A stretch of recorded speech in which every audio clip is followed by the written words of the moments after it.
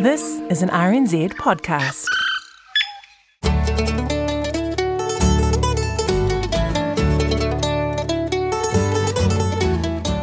G'day and welcome to Country Life. I'm Duncan Smith. Kia ora, great to have your company. Ko Sally round tēnei. Sorry, no chocolate for you this Easter weekend from us, but we do have eggs. Donated chicks are lifting spirits after last year's cyclone. 100 years ago, the first lot of what would be hundreds of British teens arrived in New Zealand for a new life in farming. They trained at Flock House. We chat to one of their descendants. And later on, we have a scoop from Nelson, where a dairy farmer is churning his milk into delicious ice cream. But first, let's take a look at what's been making headlines on the Rural News Desk this week with RNZ Rural News reporter Sally Murphy. And Sally, more response to the big dry affecting many in the food and fibre sector this week. Yes, the government's extending drought support to Northland, Taranaki, Manawatu, Whanganui and Greater Wellington, including the Wairarapa, which has been struggling with the dry. They join many parts of the South Island now in drought. This unlocks tax relief for farmers and $80,000 for rural support trusts in the affected regions. And New Zealand's expected to celebrate a big biosecurity win next week. It is. The last remaining infected farm is set to be declared free of cattle disease Mycoplasma bovis next week. It's almost 7 years since it was first detected in New Zealand, and since 2017, more than 280 farms have been cleared of the disease, which can cause serious health problems for cows. The last infected farm in Canterbury has no animals left on it. It's been disinfected, and controls on it will be revoked next week. This means they can start rebuilding a herd. Now, the new trade deal with Europe set to come into force in May is going to affect New Zealand cheese producers. They're going to have to come up with some new names by the look of things. Yes, as part of the European free trade deal, some cheese names like feta and gorgonzola will be protected. That means they can't be used by New Zealand producers. New Zealand Specialist Cheesemakers Association Chair Simon Lamb says cheesemakers will have 7 years to come up with alternative names. What we're doing as an association and as a wider industry is setting up a group who will come up with a naming convention for the cheeses that we've got to change. And the first one that they will check the process with will be with feta. And we potentially long-term are looking to put our own geographical indicators on those renamed cheeses, which would only be made with New Zealand milk in New Zealand. So we could use this to our advantage. Now, let's take a look at some of your horticulture stories this week, Sally. Looks like a mixed bag there. It is. It's still early days, but signs are very good for kiwi fruit growers this season. Zespri has released its forecast per hectare returns for the fruit being harvested now, and they're well up on last year. Last year was pretty tough for growers, with some hard frosts at flowering time. This year's been a great growing season, and apart from a few orchards still impacted by Cyclone Gabrielle, most will return to making money this harvest. Here's Colin Bond, who's the head of Kiwi Fruit Grower Group, NZKGI. Two things drive returns to growers. One is the price in market, and secondly, the yields that a grower can achieve on orchard. So last year prices were high, but yields were low, and this year we're hoping for a combination of both high yields and high market prices, which should deliver great overall returns to growers. Meanwhile, the specialty apple grower and exporter Rocket Apple is expecting a record season, exporting double last year's volumes with 200 million apples. And this season's olive harvest is also looking good, with New Zealand groves loaded with fruit. Meanwhile, in the arable world, it's a different story for maize growers. Many will not make money from their crop this season due to rock-bottom prices and poor demand. Hopes of a turnaround in March haven't eventuated, and prices have instead dropped further. But bully for beef farmers, Sally. Yeah, low domestic beef production in the US has seen prices continue to grow, which is great news for farmers here. AgriHQ senior analyst Mel Crode says the US cow kill is 13% down on last year's volumes, and it's expected to drop even further as farmers rebuild their herds. And we're just going to keep the puns going, Sally. The salmon industry is coming along swimmingly. Strong demand, higher prices and lower fish mortality rates have seen New Zealand king salmon return a solid full-year profit. The company's just reported a $28.5 million profit for the year to the end of January. That compares to just $1.9 million profit the year before. Now, staying at sea, what's the latest on the debate around the export of live animals by sea? Well, a primary production select committee hearing was recently held at Parliament and the issue came up there. You'll be aware the ban on live animal exports by sea came into effect last year, but the government has vowed to reinstate the trade. Here's Animal Welfare Minister Andrew Hoggard responding to a question about how ensuring animal welfare standards will be met. So what we'll be doing is we'll have a full submission process. We'll be taking into account all those submissions there.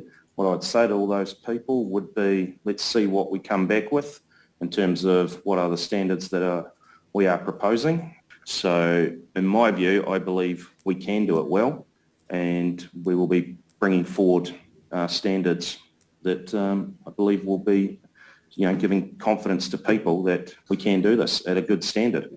And just on live exports, over the ditch this week, the ABC reported more than 100 Australian cattle died on a live export ship to Indonesia. It's likely to be one of the highest mortality rates ever reported on an Australian cattle shipment.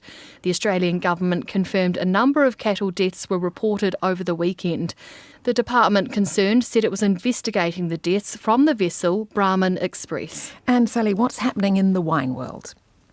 Well, a warming climate is bad news for some of the world's top wine-producing regions, but possibly good news for New Zealand growers. Research estimates that up to 70% of the world's wine-producing areas could be impacted by extreme climate conditions, like heat waves or excessive droughts, if global temperatures increase beyond 2 degrees Celsius. But for 25% of existing wine regions like Tasmania, northern France and New Zealand, the warmer weather could make for better growing. Hey, and just before we go, we caught up with a third-generation cowboy from Rotorua. He's still basking in the glory after becoming New Zealand's all-round rodeo champion. Johnson Davis took the title after winning 2 of 3 events at the Methven Rodeo Championship finals on Saturday. I've been doing this my whole life, so I'm 32 now, so yeah, I've done it ever since I was a little bitty kid, riding sheep and that out, stocking and that, and then I'd progress through the ranks, get on calves, steers, and then all the way up to bulls. So my grandfather got us started. I'm a third-generation cowboy now and grew up on a farm and grew up riding horses and chasing cattle and sheep around on the farm, so yeah, I'm pretty cowboy. Yeehaw! Thanks, Sally Murphy. Now we go from bucking broncos to clucking chooks. Well, actually to our guest this week, a Hawke's Bay farmer who's helping rear chicks and collect chooks for families impacted by Cyclone Gabrielle. She spoke with Country Life's new producer, Janina Schwannecker. My name's Sally Newell and I'm a farmer and vet, and I live in Tartaga, Hawke's Bay with my husband and 3 boys, and we are bull beef farmers commercially, and we've got about 500 hectares here, sort of rolling hill country, but I also run an educational farming social media page called Kiwi Country Kids. Do you mind if I ask, Sally, how were you and your family impacted by Cyclone Gabrielle last year? So our whole district was pretty heavily impacted by the cyclone. Up here we're in hill country, so it was mainly slips that affected us rather than flooding. So we lost our only bridge to town for around 7 weeks. So everything was sort of helicoptered and planed in, and we had no power for about 3 weeks. But yeah, in terms of damage, it was all sort of slip affected. So it was all, we lost our tracks, we lost access down roads, we lost fences, we lost water lines, that type of thing up here. So I suppose you learn the value of self-sufficiency in those moments? Yeah, absolutely. No, it was definitely, we've taken quite a few lessons away from it in terms of just being a bit better prepared for next time, and I'm sure there will be a next time. But we were quite lucky. I think people on farms generally are pretty well set up for a little bit of self-sufficiency anyway. So you certainly have to be prepared for more than the 72 hours that they say, because we didn't sort of have any contact up here in terms of sort of helicopters coming in for at least that length of time. So we really had to just rely on our own resources. Where did the idea for Cyclone chicks come from? I just thought it was something that I could do that was practical, something that I knew I could help with. I guess with my vet's background, I can help people sort of with taking on chickens and the knowledge behind it as well if they're new to owning chickens. But I just thought it would be a nice practical way of just bringing a little bit of light into people's lives, because I know personally I've got a lot of friends that have lost everything in the floods, and I know it's been an incredibly tough year for them, and for a lot of them it's not getting any easier. For a lot of them they're still basically at the same point now that they were 12 months ago. So, I mean, chickens are obviously very far down the line in terms of list of priorities, but it's just people that have taken on the chickens from us have said how lovely it is and how they didn't realise they missed their chickens so much until they got new birds. So I think especially for families with young kids, it's just a really nice thing that you can do to introduce that sort of new life into their household, I suppose. And you ran a similar veggie drive last year, I believe. Yeah, we had a community sharing day up here in Partoka, and we sort of got hold of lots of donated veggie seedlings. But yeah, that was a sort of local to Partoka event. And so how many chicks do you have at home at the moment? So it's become a bit of a community endeavour, which is really nice. So I sort of started off with this idea that I could rear all these chicks, and then I suddenly realised there was a lot more demand than what I could meet on my own. So I've been sort of farming fertile eggs out to friends and neighbours, and they've been rearing them under their own hens. So then these chicks have been coming back to us once they're ready to leave mum. So they're not all ones that I've personally reared, but they sort of come to me, and then I have a list of families that they go out to. And so far we've rehomed around about 160 birds, I think, are up to now. And I've got about another 30 chicks here at home that are, some of them are ready to go, so they're going this weekend. And we've also been picking up, I've been buying end-of-lay hens from a commercial farm in Hawke's Bay, and then rehoming, gifting those to families as well. Some of the families really like the chicks because they're nice young birds, and the kids can sort of tame them up, and they're pets as well as producing eggs for them. But people are just really enjoying having some chooks back in their lives. It sounds like it's a really lovely community initiative that seems to be paying off.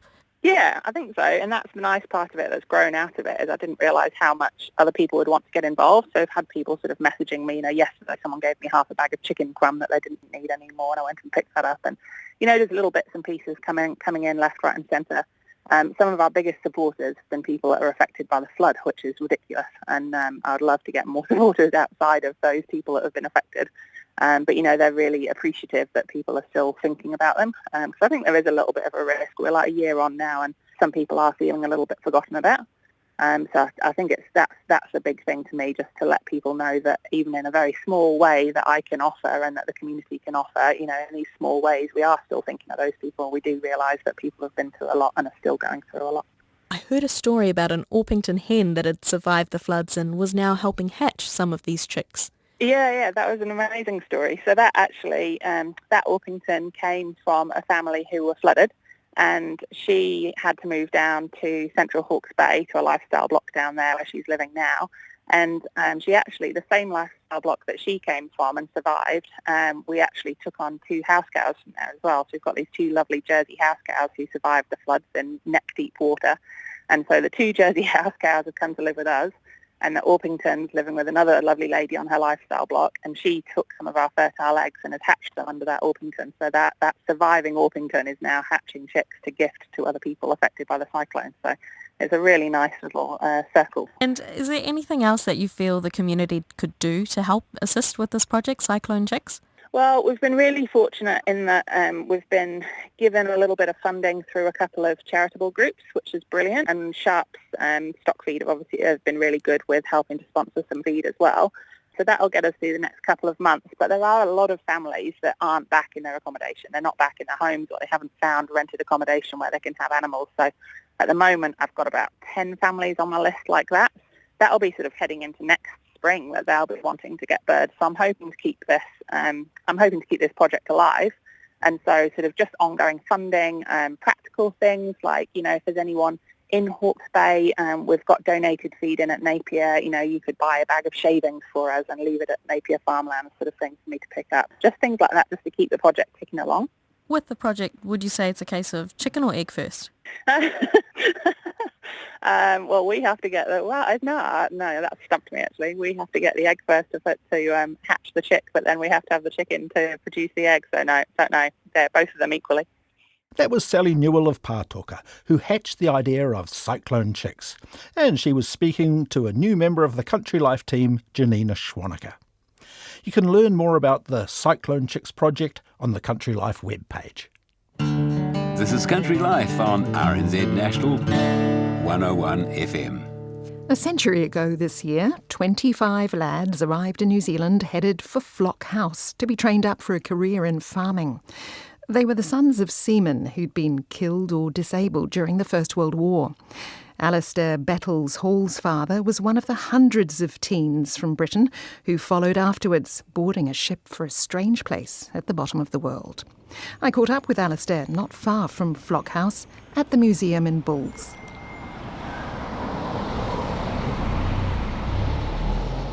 Come on through, wheel your way through all of the display, and this is the permanent display of Flock House. It's the Bulls and Historical Society collection. On the walls, old photos, shearing gadgets, graffiti from the woolshed. There are battered suitcases and a globe, a reminder of the long sea journey the youths took. There were around about 100 orphans brought out each year between 1924 and 1931. So each draft have lovely photographs of the orphans. Typically photographed at Wellington or maybe Portsmouth or Southampton in the UK on their departure and their arrival. So 750 teens, with either one or both parents gone, came to New Zealand, including more than 100 girls. The girls typically are a lot more colourful. They seem to be having a lot of fun. The boys tend to be a wee bit more stoic and regimented. Yeah. Yes, you can tell, can't you? They've got their small, very small leather cases with them. They didn't bring much, did they? No, and... Didn't have much to take, I guess. Correct. And I think the outfits that they've probably been clothed in were probably donated by the fund for them. Flock House started thanks to a once thriving wool industry. More on that later. There's one of the boys, all in their lemon squeezer hats. That was 1926, the 8th draft. They look sort of military wear almost. Yes, with their sort of leather boots up to their knees. But part of their clothing that they were supplied with was two sets of clothing with ties. And even a tie clip holding it in place. And apparently 10 sets of collars. But for a lot of these orphans, I'm sure they had hopes and wishes and dreams. Whether everything materialised might be the question. But it certainly, as the photos express, it would have been an adventure for them. Now, this is a personal story for Alistair too. His father, Victor, was one of those sent off to the other side of the world. He'd been in an orphanage because his mother had died, and his seaman father, Alistair's grandfather, was out on the high seas. If it wasn't for Flock House and Bulls, I wouldn't be alive. So my dad came as a 15-year-old in 1929. He was on the 16th draft. So if he didn't come, he wouldn't have been placed on the My Farm in Pahongana Valley, wouldn't have met my mum at church, and I wouldn't have been a twinkle in his eye. So I owe a great deal of debt to Bulls and Flock House. What was the impetus for setting up the school? In World War I, wool was considered a war commodity. And so the New Zealand government of the day struck a deal with the New Zealand sheep owners to pay them so much per pound for their wool. And then the government sold it on the open market. At the end of the war, that fund had a credit of near on £250,000. So the going rate for the wool was a lot higher than that estimated. And so the government came to the New Zealand sheep owners and said, look, this money belongs to you. Now, led by the then MP of Rangitikei, a Sir Newman, he led a group that said, look, we really can't accept this money. because men lost their lives in the Royal Navy and the Mercantile Navy to keep the shipping lanes open. So the money went into a fund to help the families of those sailors. Very generous. Unique in New Zealand. None of the other industries did that. Unique in the world. None of the other Commonwealth countries did that. But And it was a lot of money at the time. Apparently, in today's money, $23 million. And so in the early days of the fund, in the early 20s, a lot of money, support, food, blankets was sent to the widows in the UK. Mr. Lee, who was one of the sort of major movers within the society, he came to the realisation that maybe it would be a help to these widows who were struggling, sometimes with multiple children, the father dead or incapacitated, that maybe we should bring the children to New Zealand to train them up to be young farmers. Yeah. And how old were most of them that came out? Well, good point. I don't know whether they had to be of legal age, but my dad was 15. That's approximately the age, maybe into their late teens, 18 or 19. And was the intention that they would perhaps go back one day, especially if they hadn't lost both parents? Well, just interesting technical note, because we get a few comments that, my father wasn't an orphan, but the Oxford Dictionary definition of orphan is one parent is dead. So you're dead right. I mean, they typically had mothers left behind. So I'm sure, and it's an interesting fact, that I think the mothers were very pleased for their sons to go. They were less eager for their daughters to come. Approximately 635 boys came and 124 approximately girls came. The girls didn't come to Flockhouse balls. They went to a fancier building called Shalimar in Awapuni, and they were taught the skills of, to be a suitable wife for a pioneering farmer. So orchard skills, beekeeping, poultry, nursing, etc. Over at Flockhouse, the boys were put to work on the land. The land comprised 8,000 acres of various quality. Some of it was Rangatiki river flats, some of it was sand dune country, some of it was covered in gorse.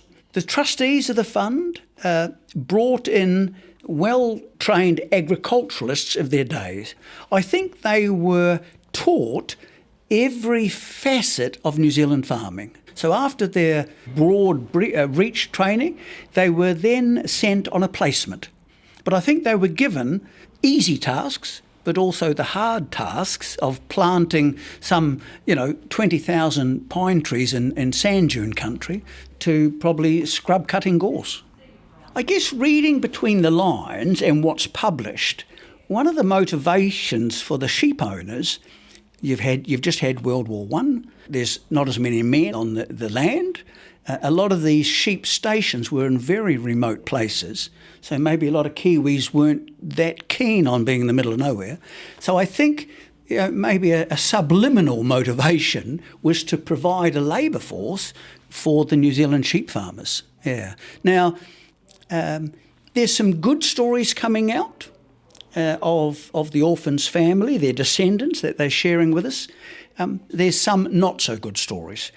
One colourful story is of two friends who decided, now remember in the late 20s, early 30s, it was depression. And so who knows what the general employment environment was for these young men just embarking on a career, an apprenticeship in farming. And so these two young boys, I think from starvation, decided that they would stow away and go back to the UK. So they stowed away in a ship leaving Napier, and apparently they showed themselves 12 hours too early because the ship turned around and brought them back again. So they were put in jail for a couple of weeks, handsomely fed, I understand. However, that didn't deter them. A wee while later, they stowed away again. This time they made it back to the UK. What were conditions like at Flock House? I mean, obviously it was well set up. They had lots of money. Was it hard labour for these kids? So as you see on the photo on the wall, that's a stately home. I've seen some of the photos from the archives in New Zealand of the dormitories being pretty rustic. So the beds just about look like a few totra fence battens hammered together with some rugs and some blankets. The mums were getting wonderful letters back from their sons and daughters. What a wonderful place it is, having a while of a time. Who does one believe? No, I think, I'm sure they felt homesick. There's a lovely cartoon which I've come across in the archives. In the top of the picture, there's a ship moored up and little stick people coming onto shore. In the background, there's what looks like Mount Taranaki. And then in the foreground, there's a man breaking in a horse, bucking and bronking. This is what we believed we were coming to. And then at the bottom, there's a very lonely-looking character in bedraggled outfit, leaning over, hoeing, with brilliant sunshine, sweat dripping from his body, hoeing a very bedraggled-looking plant. So maybe this is reality. After training at Flock House, the youths were settled on farms around the country and paid apprentices' wages until the Depression years made it difficult to keep up the flow of teens from England.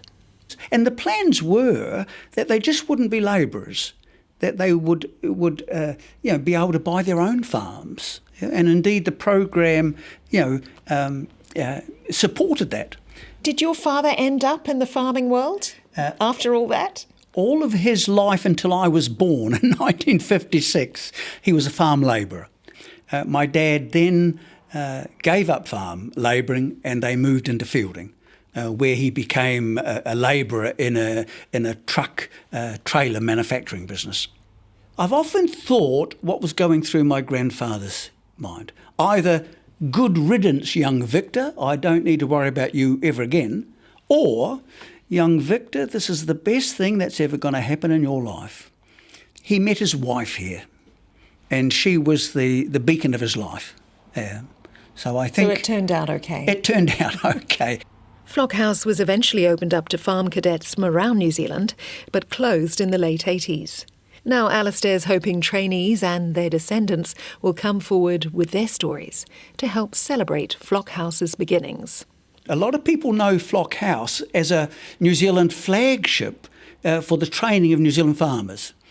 And after the orphans, what we call the latter years, from 1937 till 1988 when it closed, some 3,000 to 3,500 New Zealand cadets went through this establishment. So the commemoration obviously is an excuse for those 3,000 to 3,500 previous cadets to get together again with their colleagues from 1959 or 1985. But hopefully maybe in some it'll be closure if they're an orphan descendant. For others it'll be a door opening because some of them don't know their histories. Alistair Bettles Hall. He says they've only been able to contact 20 families descended from the original Flock House intakes, and they'd love to hear from more. The centenary celebration's being held in July in Palmerston North, and we'll pop some more information up on our webpage, rnz.co.nz/countrylife. My name is Woodsy. I'm the maker of Woodsy Rockers. I'm from Taranaki. You are listening to Country Life on RNZ National. Now we're heading to the Nelson region with Cosmo Kentish Barnes. He's with Murray King, who has a small dairy farm in the lower Waimea River Flats. He tells Cosmo why he co-founded Appleby Farms, a company that uses milk from his cows to make top-shelf ice cream, just down the road in Stoke. One of the challenges we have here is we're surrounded by intensive horticulture, we're surrounded by lifestyle blocks. So the land is reasonably expensive, and I guess the thing which has changed the most though is around irrigation and water reliability, and as a result of that and the completion of the Waimea Community Dam, water charges are more than they used to be, and so we had to have or find a way of actually generating better income than we would by producing whole milk powder with the major dairy companies. There's a herd of cows in the paddock in front of us. Are they yours? They are. That's our small ice cream herd, so they have been designed or bred for the ice cream. So they're effectively a Jersey cow, but they're black or black and white. And they are A2 cows, aren't they? They are. They're all A2, so they have all been screened. They've had the DNA assessed when we do their parentage, and from that we determine whether or not they have the double A2 gene. Have you always farmed A2 cows here?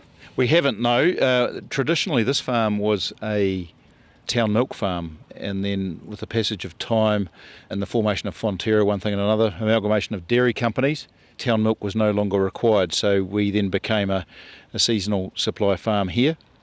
And from that then we have migrated over to producing ice cream, and the A2 being a point of difference, I guess. How many generations of your family have been farming this land? So I'm the third generation to live here. I did have a period away, travelling the world and one thing and another, and came back here. And when your grandparents first started farming here, I guess there would have been heaps more dairy farms around. Well, it was all dairy farms largely, or mixed farms, and there's a farm shop just up at the corner here, Collings Farm Shop, and that is the site of the original, or one of the original dairy factories. So it's now the edge of town. So that just shows how much things have changed. And there were probably a couple of hundred suppliers just in this area, and a couple of dairy companies. So it just shows how things have changed. And we're now down to 3 farms left on the plains, and they're all pretty small. There would not be 600 cows left. And one of your neighbours is a farmer who you developed the Appleby Farms ice cream brand with. That's exactly right. So Julian and his family, the Rain family and Oakland's Milk, they developed a fresh liquid milk vending system and home delivery and cafe business. And we thought, well, actually, we need to do a bit more, and how can we add more value to our milk? And so we spent a little bit of time researching and travelling and looking at what else we could do. And we settled on the ice cream, actually, because we thought it would be relatively easy.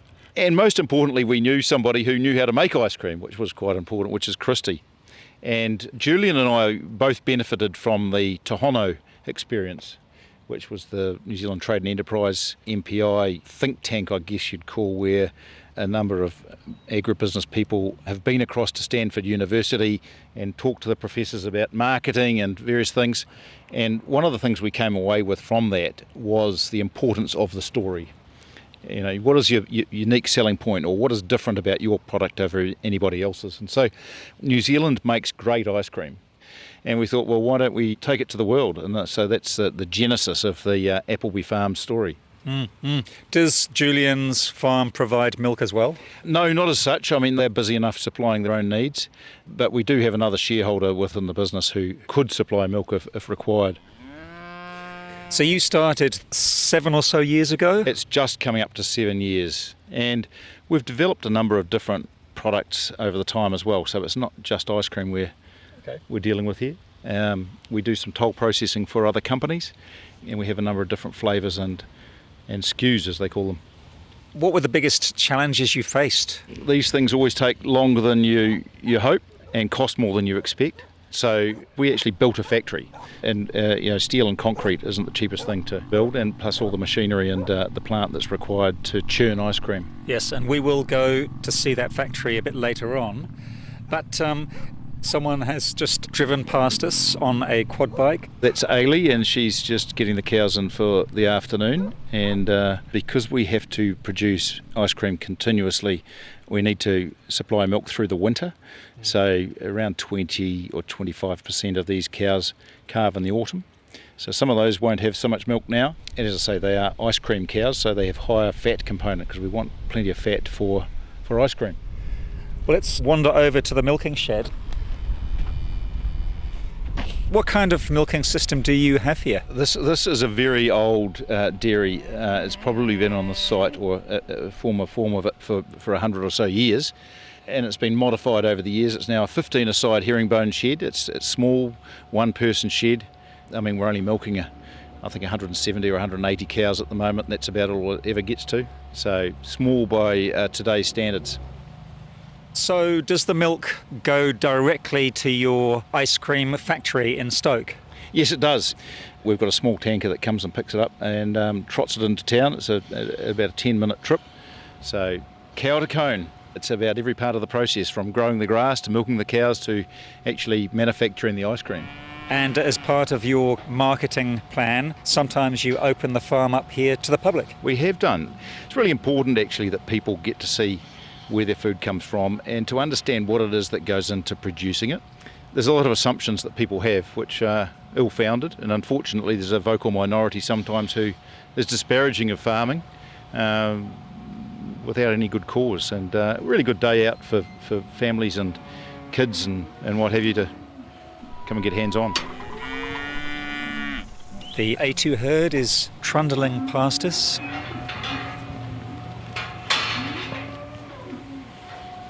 This is an immaculately clean milking shed. I'm going to take a few pictures of these cows here. Say a few words, Ailey. Ailey, what do you do here?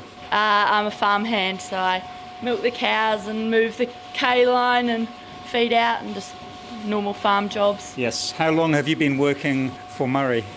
Since about June last year. And what do you like about this sort of work? I like being outdoors and working with animals and milking the cows for the ice cream. What do you do when you're not working on the farm? I farm at home. I've got some sheep of my own and yeah. You didn't tell them about the pig hunting you do. Oh yeah. You also do a bit of hunting? Yeah. Deer and for pigs. Mainly out Tapawera way. We just go out at like 9 at night, and then we've got some pig dogs as well to get the pigs. When will the milk from today end up at the So this at will the factory? be collected tomorrow morning. So about 7 o'clock they'll be in here to collect this, and then it'll be made into ice cream tomorrow. And so there's a bit going on. Yes, and you mentioned irrigation earlier.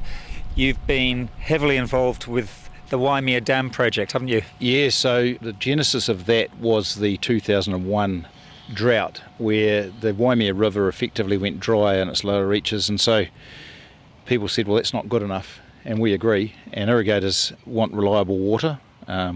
Everyone is conscious of the health of the environment and the river, and so the other challenge was that the council had effectively over-allocated the water resource, and so they said, well, if you want to solve this problem, you go away and find a solution. So we formed a thing called the Waimea Water Augmentation Committee, which at its time was quite unique, because not only did we have all of the stakeholders, many opposing, or seemed to be opposing, in the same room, but also sitting around the same table. So it was made up of the irrigator water zone representatives, the mayors of both Nelson City and Tasman District Council, also significantly Department of Conservation, Fish and Game and iwi. And at the end of the day, everyone wants the same thing, so it was finding a solution. And we came up with the Waimea Community Dam, the Lee Dam, as the solution. What a huge project. It has taken over 20 years. The construction has taken a couple of years longer than it should have, and the cost has cost twice as much as it should have for a whole lot of reasons. But it's an intergenerational asset which will be there for many generations to come. In fact, it'll be there for 100 or 200 years. It's ended up costing, what, $200 million? It has, $200 million, close enough to it. But when you look at the benefits, what it has enabled is landowners on the plains to develop higher value uses, premium horticulture such as premium pip fruit, quality vegetables, berry fruit, etc. So it's just the face of change. You have got some irrigators going in front of us. Where does this water come from? All of the water, or the majority of the water on the plains, is sourced from groundwater aquifers. And so the way the dam will work is it's absolutely just an augmentation project. So it stores water when there's plenty and releases it back into the river and the aquifers when it's short. And then the irrigators draw from there. Yes. And later on this afternoon, you've got a dry weather task force. A dry weather task force, yes. A dry weather task force meeting. Yeah, so we hold those in association with the council and water user reps when things start to look dry. And we've done this for 20 or so years, probably 25 years. People come together and decide, well, what is the state of the river? What is the state of the aquifers? What's the weather forecast look like? What does the water demand look like? And from that, make decisions on how water rationing might be managed in a way that's going to, not unduly penalise people, but look after the environment at the same time. Ailey needs to get on with the milking, so we jump into Murray's ute and head to the creamery, or ice cream factory down the road in Stoke.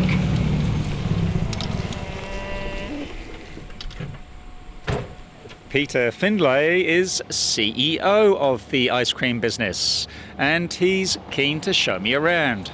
So we've got our own frozen storage on site, dry storage, which you see here.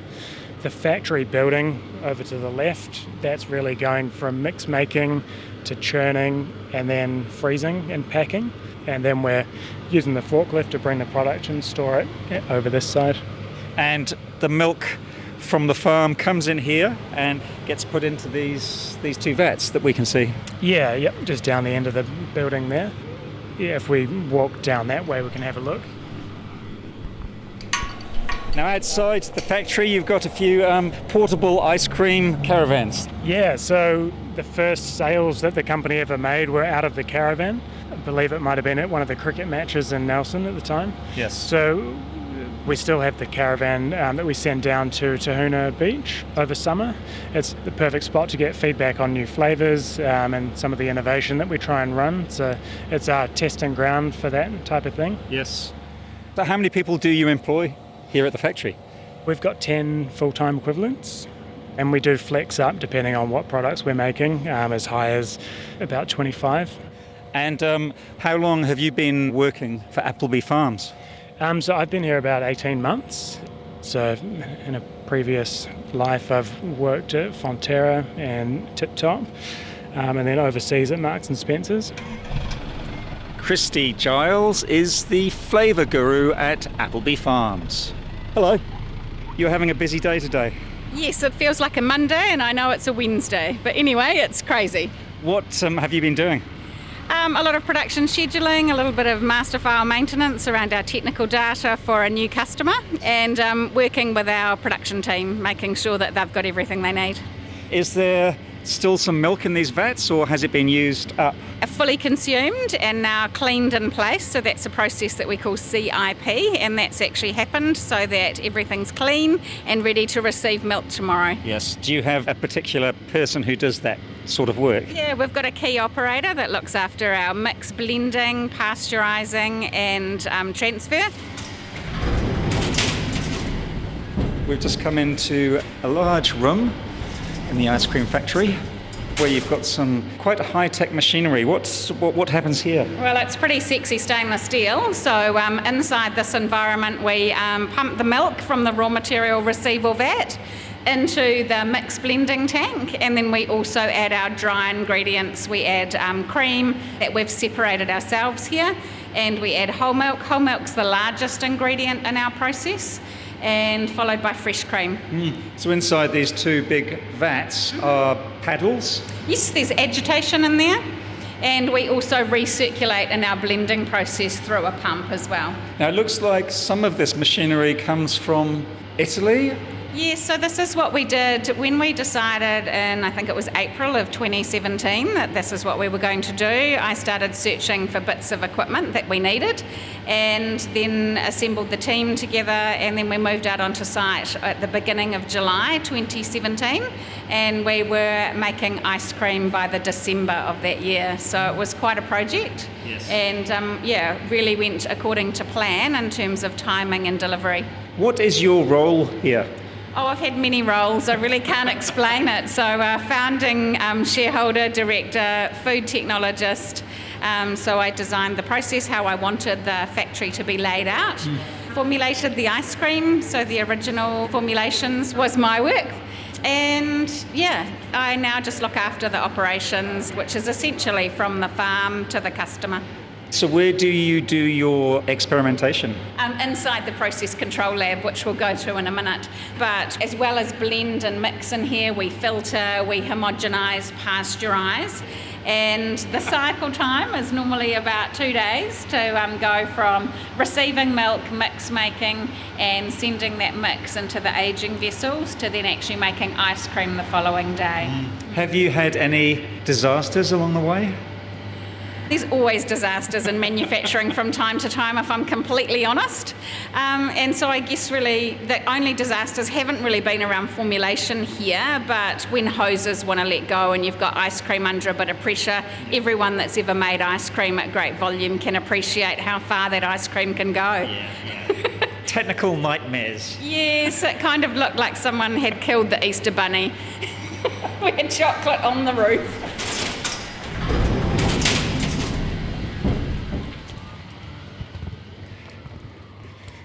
We are walking around to the back of the large processing factory and into the lab. And into the lab where you do all your magic, I guess. Yes, so this is where we can reproduce our production process really accurately. What makes a great ice cream? Well, there's lots of good things, but mostly it's fresh whole milk, lovely cream.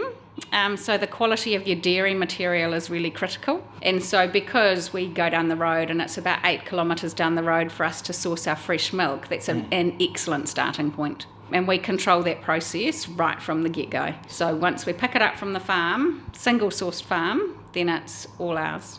And then it's getting the formulation right and getting that balanced so that you've got to have a nice clean mouthfeel. So it's about having your fats and your solids balanced and having milk solids non-fat at the right proportion. Yes, and there is air in ice cream, isn't there? Yes, there's a technical term for that called overrun. Yep, it makes it scoopable and makes it actually able to then be palatable. Now, I am trying some of the vanilla ice cream because I have to say I've never tried your ice creams before. Oh, right. So it's quite nice and firm and chunky. And this is our vanilla bean. So creamy. Mm-hmm. It literally melts in the mouth, doesn't it? And it doesn't leave a residue because that's obviously what you're looking for, right? So it needs to be warm. It's weird when you say that you want ice cream to be warm on the palate, but it needs to be warm on the palate and then not leave a fatty residue. It just means then the mix is balanced well. Is that the challenge, getting that perfect textural combination? Yes, that's one of the challenges. And if you've got your base mix right, then it's easy to add other flavours to it because then you're just taking the same base mix without the vanilla and then adding other things to it. So how many flavours have you got at the moment? 15. It's quite a lot. Yeah, so then in different pack formats as well. Yeah, and then that doesn't include our novelties. Yes, is vanilla still the most popular? It seems variety? To be. It's the best accompaniment, isn't it? Yeah. And internationally, you have to have an excellent vanilla, you have to have an excellent chocolate and a great strawberry. And our vanilla ice cream was originally known as the best in category back in the 2018 Ice Cream Awards. And that really took New Zealand by storm a little bit. And we announced our arrival. I've just tried the maple walnut ice cream. Do you get the walnuts from a local grower? We do, actually. We source them from Canterbury Walnut Cooperative. So, yeah, they've been great. And they chop them to size because they need to be a certain size for our filler. And so they're fresh and we have great service from them. So how did you meet Murray and Julian? So I had a food technology consulting business here in Nelson when we arrived here back in 2003, and I met Julian through the boysenberry industry and blackcurrant cooperative. And Murray, just our kids are similar ages or same ages, and so just two families growing up in Nelson. And had a call from Julian about, hey, we've got a little bit of excess milk, what do you reckon we should do with it? And my passion is cheese. I love cheese, but also definitely know that quite a bit about ice cream. So, happy to go with either of those options and really delighted that we've managed to make this ice cream thing work. And what's on the agenda for the rest of the week? My week? Yeah. So we've been mix making today, and so tomorrow we'll be churning 2 different flavours of 5-litre ice cream, and then on Friday we're churning tub ice cream, so that's retail into supermarket.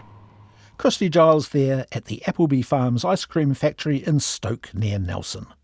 Cosmo was also talking with Peter Findlay, Appleby Farms co-founder Murray King and his assistant Ailey Gray. To see photos of the people behind today's voices, check out our webpage. The address is rnz.co.nz/countrylife, or just type RNZ Country Life into your browser. Now, before we go, a few of you got in touch after last week's story on prototype cheeses produced by Daisy Lab using a technique known as precision fermentation. You had questions around genetic engineering, which is strictly controlled in New Zealand. Daisy Lab says yes, the microbes they use have been genetically modified. They use a yeast strain that's already very commonly used in food production. And they use genetic engineering techniques to introduce the DNA that encodes for the protein they want it to make. They have approval from the Environmental Protection Authority to be able to make and use genetically modified organisms, and they work within a physical containment laboratory. Daisy Lab says once the microbes have made the protein, they're removed entirely and there are no microbes left in the resulting protein powder. So while these proteins are derived from genetically modified organisms, the proteins themselves are not, they say. As for labelling, they say this will become clear as they get closer to market, and they pointed out many foods on the shelves in New Zealand are already being produced this way, and their GMO microbe origin isn't labelled, as the resulting food has no GMOs in it. Hope that answers some of your queries. Well, that's it for today. Thanks for joining us. Have a great Easter. Ka kite anō. Bye now.